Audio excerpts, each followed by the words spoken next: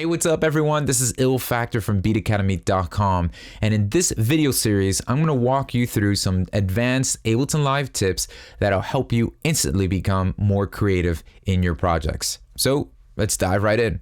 Now, sound design is a big part of creating your own unique sound and developing sounds that you're going to use in your music.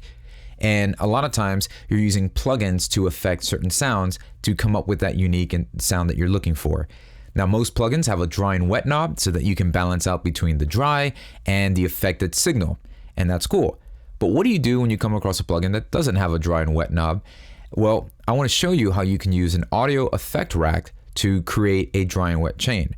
This is also really useful in creating a unique way to blend multiple plugins and be able to control just how much of your dry signal would be affected by those plugins. Let me show you what I mean. Here we have a drone pad.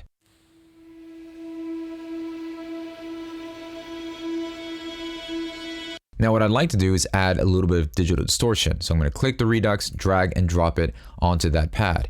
Now, even the smallest amount of downsample is going to affect it greatly.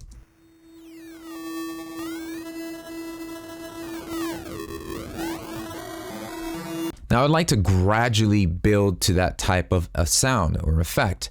The problem is, if I just automated going from 1,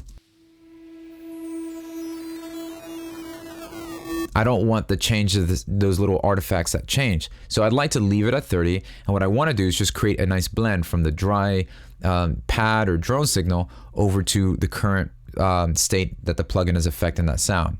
So let's go ahead and right click on that plugin and choose Group. Now, all this does is that it automatically creates an audio effect rack. You're creating a rack of multiple layers or chains of where the dry signal goes to get processed. So this chain here contains the digital distortion, and you could route and place all different types of effects in that one chain. So it's going to go to digital distortion, then to the utility plugin, and so on and so on.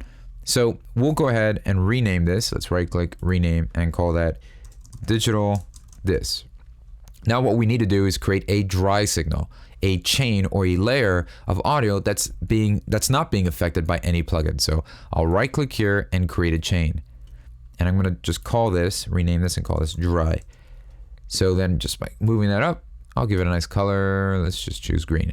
So we have the dry signal with nothing being processed, and then the digital distortion chain signal. So if we play them together, we're going to get a blend of both the dry and the digital distortion.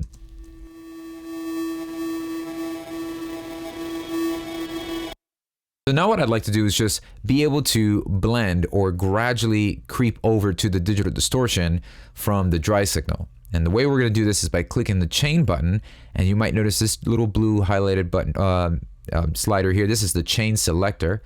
So that's going to indicate wherever this at determines where what is selected or what chain is selected. So let's go ahead and click this and drag this all the way to the right to 127. And we'll do the same thing for the bottom chain for the digital distortion.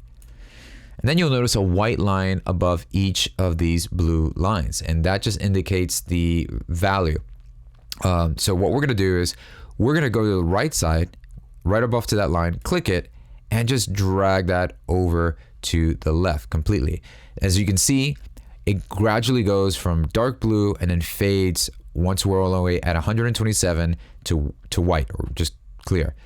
And what that means is once the chain selector starts moving as it starts to go closer to the right or higher in number, 127, the less of this chain we're going to hear. So once I'm at 127, we're not going to hear any of this top chain, that blue lane, the dry signal, and we're going to hear only the second chain. Okay, you kind of now see where I'm going with this. So I'm going to click the little white line for the second chain and just do the same thing on the opposite end.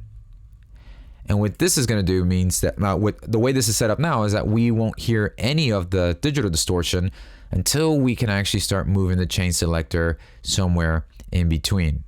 So this is a cool way of creating a dry and wet signal. So what I'm going to do now is just right click this chain selector and map that over to a macro. So now this one knob will be able to control more or less where that signal is. And we can automate that, as you can see the red line moving up and down right here. So let's just take it for a spin.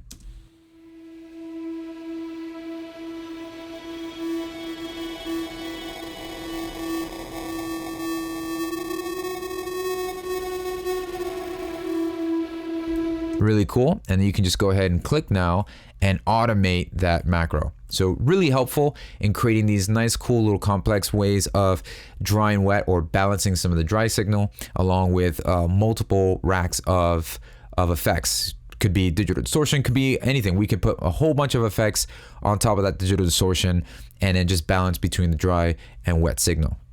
So this video is part of a video series walking you through some of the advanced Ableton Live tips that will instantly help you become more creative.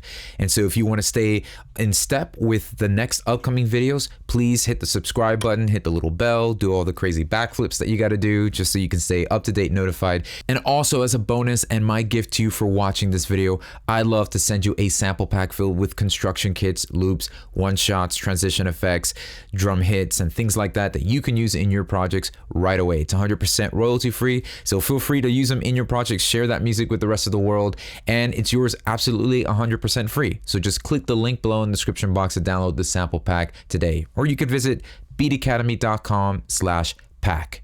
Thanks for watching, and I'll see you in the next video.